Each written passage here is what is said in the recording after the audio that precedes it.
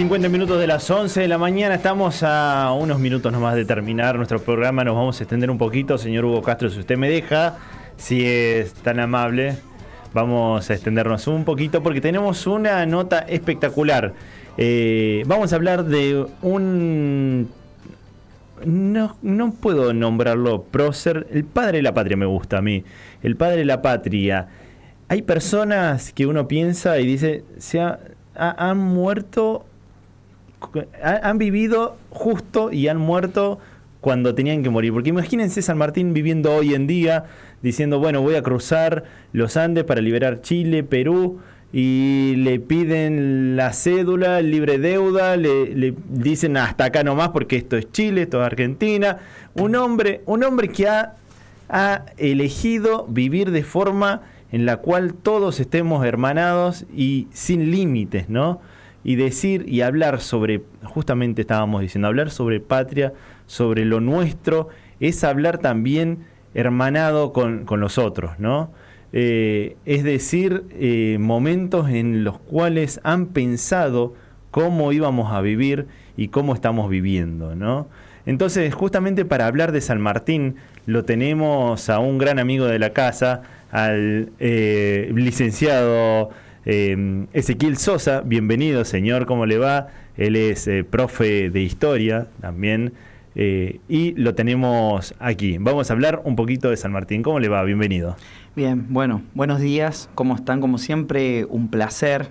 Gracias por la invitación.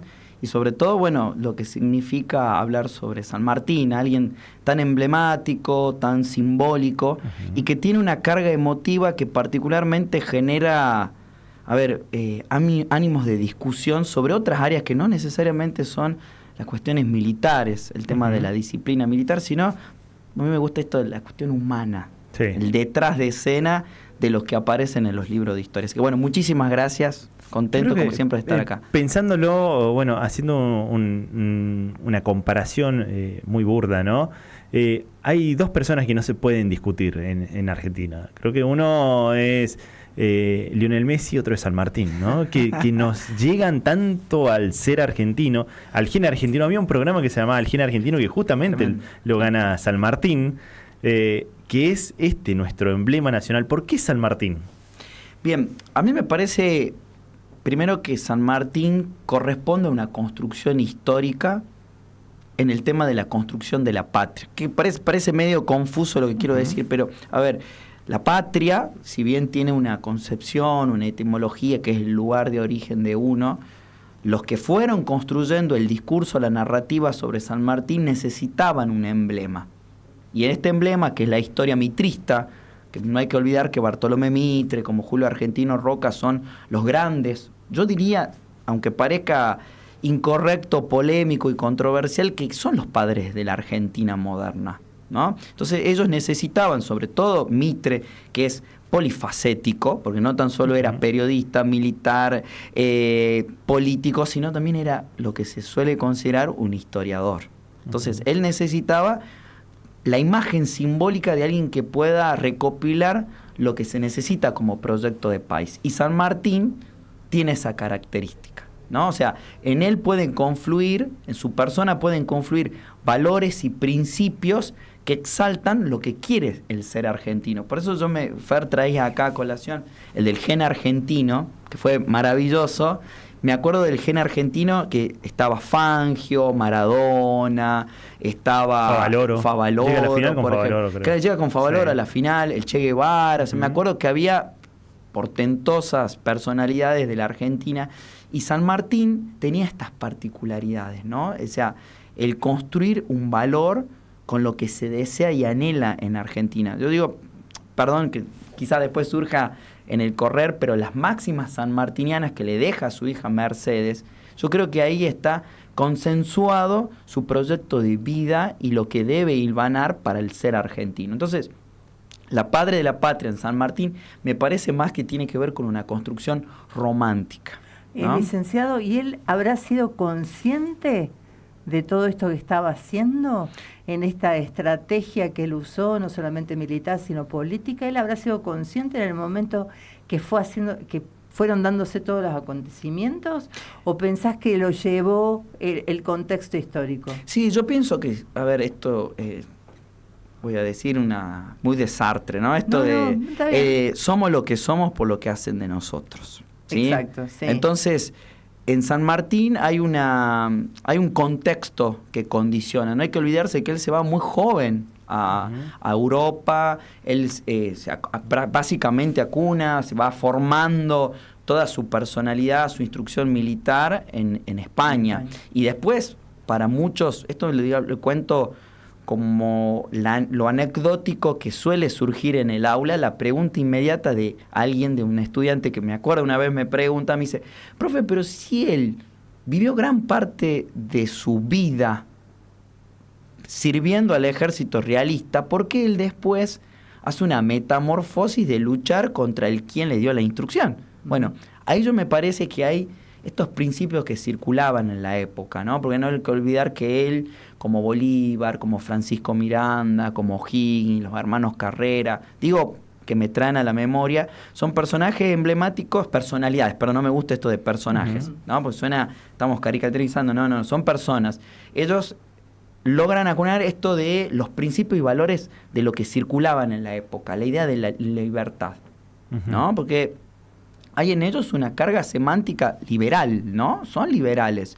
Y ese clima de época también a él le genera un trasfondo sobre su tierra, sobre lo que él ha dejado de lado y también que forma parte de un proyecto, ¿no? Porque él forma parte de esta gran reunión americana que es la famosa logia que después va a tener su sede en el territorio del Río de la Plata, que es la logia Lautaro. Ellos tenían un principio, esto de la libertad, de la emancipación, de una lógica de romper cadenas de lo que se estaba viviendo en época, porque también Europa estaba convulsionada por eso, o sea, no es que España no estaba ajena a estos principios que se discutían. Entonces, me parece que en San Martín hay, que sería interesante traerlo a colación y poder generar el testimonio a esto del anacronismo que hablaba Fer, poder rebatir a ver por qué pensaba y por qué hizo lo que hizo. Y también en él me parece que hay, fuera de esta instrucción ideológica, de esta instrucción militar, hay un reparo con la historia, ¿no? Esto de, él es uno de los pocos, que me parece que es la parte más periférica que han puesto las páginas de la historia, de reconocer este San Martín como no un sujeto protagonista. Él no se sentía protagonista de su tiempo histórico, él se sentía como un portavoz de un mensaje, que era un mensaje colectivo.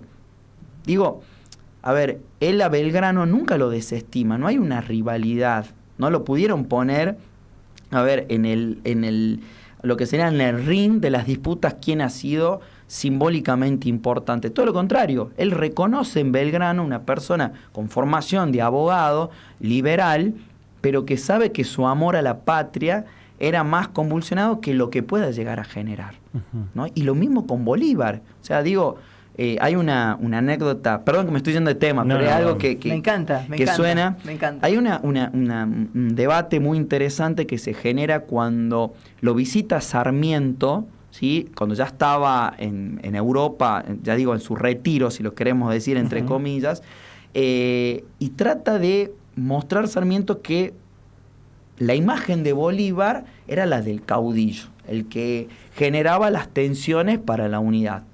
Y San Martín tenía en su casa un retrato de Bolívar. Y él habla de que es el libertador. O sea, no hay, me parece, egos, no hay tampoco, me parece, una idea de ensalzarse, sino también que yo creo que San Martín, él forma parte de un proyecto colectivo. Pone lo colectivo por encima de estas individuales. Y eso es algo que hay que retractar, pero tampoco, por ahí me pasa a mí que yo tengo en mi instituto, tengo Argentina 1 que es dentro de los contenidos conceptuales, y yo, por ejemplo, yo no adhiero a esta idea de los próceres. No me gusta esto porque parece que nosotros tenemos que parecernos a ellos y desestimamos lo particular y lo individual. Pero a mí me parece que lo que es interesante es destacar en ellos que forman parte de lo colectivo, que hay cientos de San Martín, No sé si más o menos Sí, por eso puedo encerrar lo que... Sí, por eso también yo comulgo con lo que decís. Me gusta más el concepto padre de la patria porque es una versión más familiar de una personalidad histórica. Y en este sentido yo me quiero detener en el San Martín, en la identidad de San Martín, ¿no? ¿Por qué molesta tanto la identidad de San Martín? Muchas veces se ha dicho San Martín que no se sabe si es hijo de o de tal. ¿Y por qué molesta tanto esto a los sectores conservadores en un primer momento? Bien, me parece, Fer, que, a ver, hay historiadores como Ezequiel Adamowski, por ejemplo, Gabriel Di Meglio, que son personalidades de la historia en la vanguardia de los análisis historiográficos que suelen destacar que en la historia se ha construido en base a cierta europeización, ¿no? Entonces, inclusive uno puede notar, Adamowski, este historiador, lo destaca, que se ha producido un proceso de blanqueamiento de la historia, ¿no? O sea, ¿qué significa esto?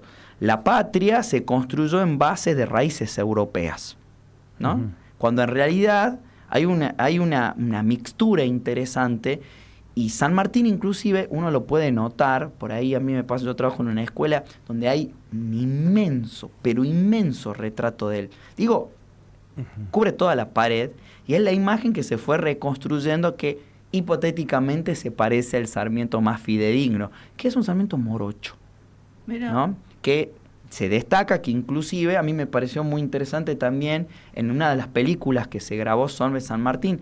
Si mal no recuerdo, creo que lo hizo Rodrigo de la Serna, si mal no me falla la memoria. Rodrigo de la Serna lo hizo. Claro, que él habla con el acento propio del español. Español, sí. Bueno, pero esas son formas también de destacar la realidad. O sea, esta construcción que hay detrás, a ver, siempre estamos sujetos a los avatares de las disputas que se tejen sobre la narrativa histórica, ¿no? O sea, mostrar un San Martín liberal, pero no mostrar este San Martín que destaca a los otros sectores. En este caso particular, los afro, ¿no? Lo que habla acá Fer, que hablan sobre... Bueno, hay un debate interesante sobre su origen biológico, ¿no? Que hablan que en realidad es mestizo, en realidad hay otras lógicas de disputa, pero al margen de lo que sea, yo creo que hay que destacar más su personalidad con los otros, en la construcción de la empatía con el otro, más que entrar en este entramado si su herencia biológica, pues yo creo que más se construye la personalidad de uno con el andar de la vida, no con lo que venimos de sangre, ¿no? Pero bueno. Y en este sentido también comparativo, a mí me gusta hacer mucho este sentido comparativo para entender un poco la historia y comprender cómo leemos la historia, ¿no? Yo siempre pienso que Fray Mamerto Esquiú, en un sentido catamarqueño, el santo se ha comido muchas veces a este hombre tan interesante que es un hombre civil importantísimo para la historia catamarqueña. Y en San Martín ha sucedido algo similar en la historia militar, ¿no? Quizás el militar y esta historia que nos han hecho ver se ha comido a este hombre fabuloso que ha sido el hombre civil, el padre que estás nombrando. ¿Por qué pensás, un poco lo dijiste en el transcurrir de tu oración, de tu oratoria, que este San Martín, que esta historia de San Martín militar se ha comido muchas veces a este importantísimo hombre civil?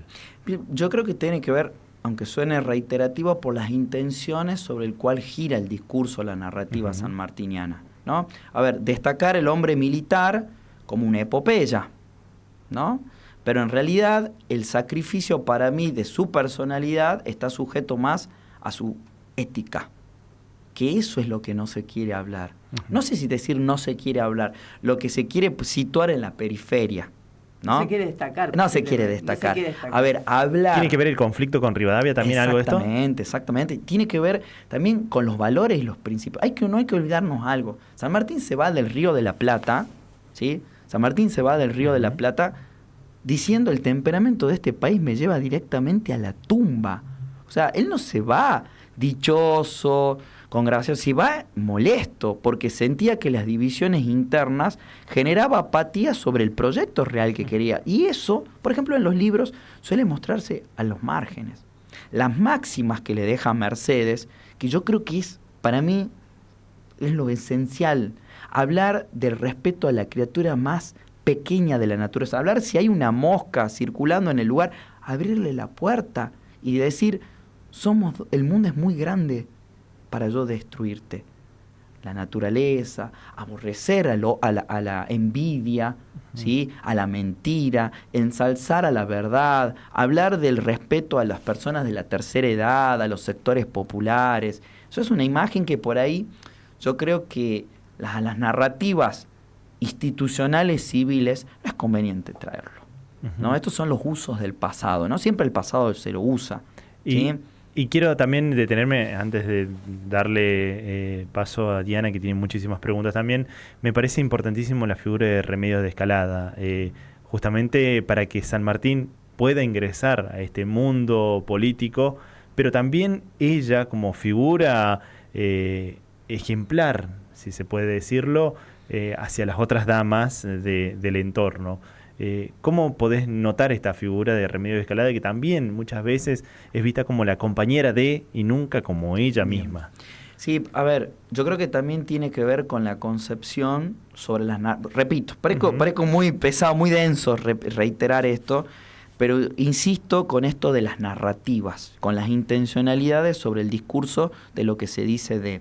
¿Por qué digo esto? Porque, a ver, no tan solo hay una mirada europeizante, se blanquea la historia, sino también una mirada fuertemente patriarcal sobre esto, ¿no? O sea, Remedio de Escalada, primero ella forma parte de lo que podemos decir las estructuras sociales más opulentas del Buenos Aires, del Buenos Aires del siglo XIX, ¿no?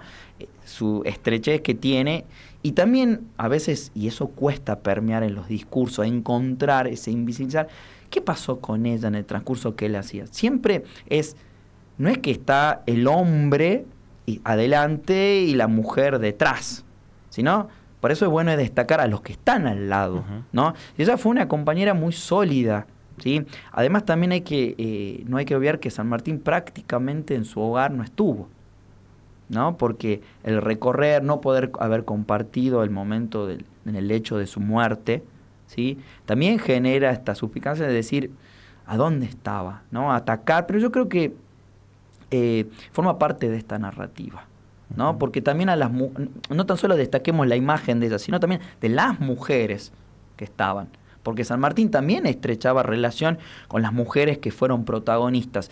Siempre yo destaco que detrás de grandes gestas que mueven la coyuntura histórica, hay una complejización de todas las fuerzas sociales, y las mujeres son protagonistas. Digo, por ahí esto de destacar que solamente las hilanderas que giraban en el Cuyo para poder hacer la travesía militar son las que estaban presentes. Pregunto, ¿quién sostenía la economía en el siglo XIX? Las mujeres. Las mujeres. Las mujeres que estaban en la casa. Claro, exacto. ¿Y quiénes sostenían, si lo queremos decir en términos de capital económico, quiénes sostenían la futura mano de obra o la futura ejército en disposición para que puedan ser? Son las mujeres. Claro, ¿sí? Las que educaban, las que estaban ahí poniéndole... Exactamente, las que estaban ahí. Y además también, pensar, cuando uno recopila, recuerda siempre los 17 de agosto, cuando está en las cercanías, como que retoma esas lecturas, pensar un poco y miraba de la cantidad de personas que giraron en el proyecto por el cruce de los Andes, pensar en los caballos, pensar en en el que lleva, los víveres, el que lleva el agua. Digo, no se hace solo. No es una sola persona. Exactamente. Aparte, cuando vos estás hablando de estas narrativas, cuando yo era muy chica se hablaba de este revisionismo histórico, que a cada rato o cambiaban las políticas, se iba cambiando y se veía distinta a las figuras de los mal llamados, como vos decís, próceres. Entonces esto que traes acá, esta mirada de la persona y de estos valores éticos, a mí me parece muy valioso. Me parece muy valioso lo que vos transmitís a tus alumnos. Esta mirada mucho más holística, si se quiere, más integral de lo que era la persona de San Martín, que yo tengo, recién te decía fuera de micrófono, yo tenía a mi abuelo que era sanmartiniano a full y era así como la personalidad como para admirar y para copiar todo esto que vos estás diciendo. Así que me dejás como con un panorama mucho más esperanzador, si se quiere, de la figura de San Martín. Sí, a ver, bueno, muchas gracias. A mí me genera esto de la construcción de los panteones de los próceres. Repito, no significa subestimar, dejar de lado o, a ver, quitar la entidad a lo que significa la construcción de un país. Sino yo a veces temo, porque este es un temor, que cuando apelamos a ensalzar a una persona, podemos pecar que ese proceso de ensalzar a alguien, desestimamos las particularidades de cada uno. O sea, decir, San Martín llegó a la meta, perdón, aunque suene medio coloquial, ¿no? Él en esta carrera, en esta travesía de ser persona o ser argentino, él llegó a la línea de meta.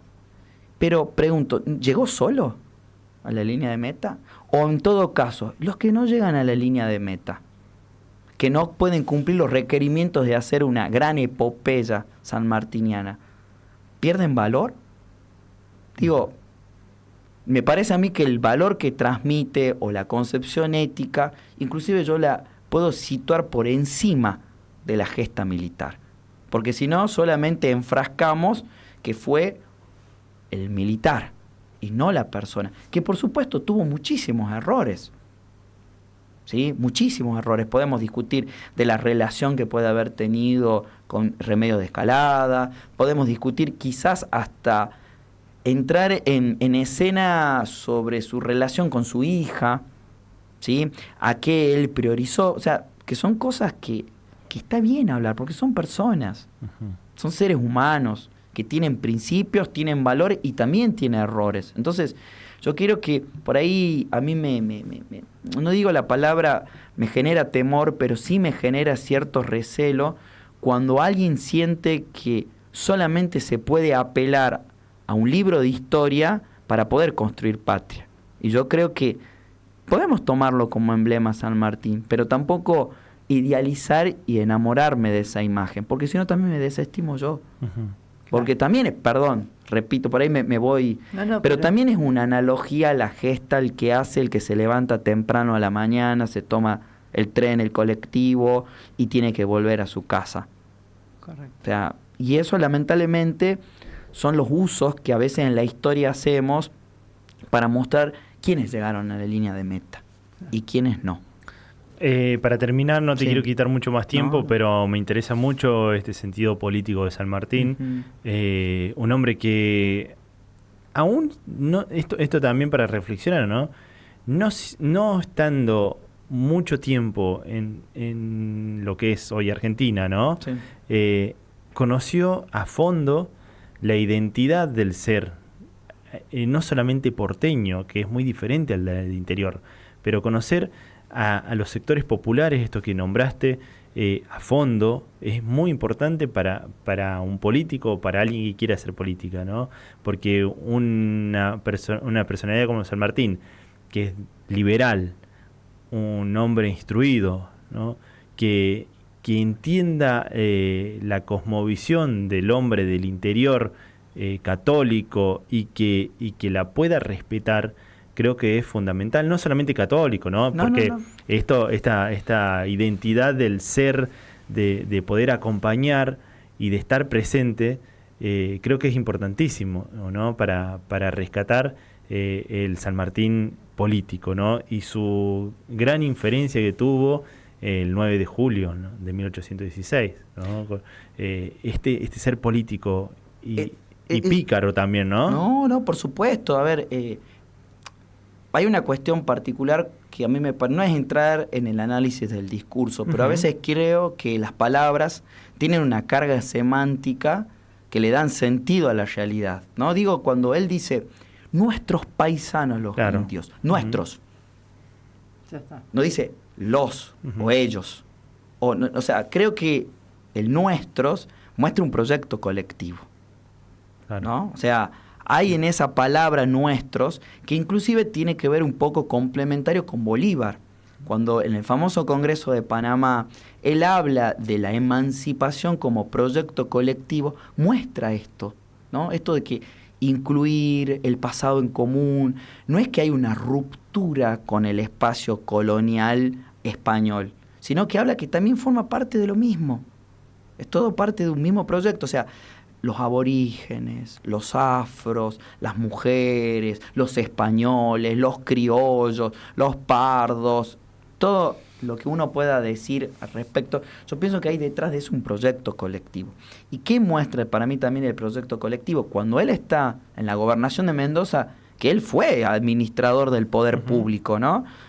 Hay una cosa interesante que por ahí los libros, esto recuerda mucho a los manuales de escuela, ¿sí? Cuando decían el aporte colectivo, que hay. Pero hay otra cosa que no destacan. San Martín, los que fueron a famosas joyas que donaban, los sectores más acomodados no acompañaron. Y él los obligó. No quiero decir la palabra forzó, porque ya van a pensar que tiene que ver con una cuña autoritaria, pero él piensa que el proyecto es para todos, pero que tienen que colaborar todos. Y eso también destaca esta cosmovisión, ¿no? O sea, esta cosmovisión de pensar de un proyecto colectivo de todos para todos, pero también destacando que aquellos que no puedan estar o no se sientan, lamentablemente esa fuerza tiene que ir hacia ellos. O sea, a ver, pensar en el código, siempre nos hablamos de esto de las máximas, pero él también escribió un código para el ejército de los Andes, ¿no? El que huía pasaba por armas. Claro.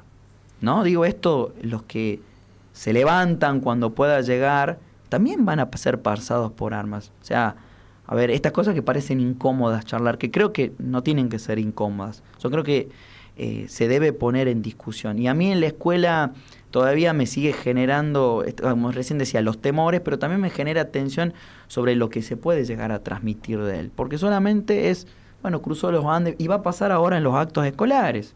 Lo puedo... Bueno, creo que ustedes, la experiencia basta y sobra, que siempre, bueno, cruzó los Andes, pasó, se fue, la marchita, el baile, perdón, suena muy así quisquilloso, sí, o subestimar el acto escolar, pero creo que en la agenda se debe poner otra cosa.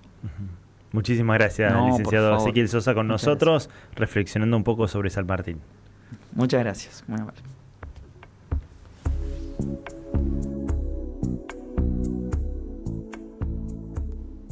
16 minutos.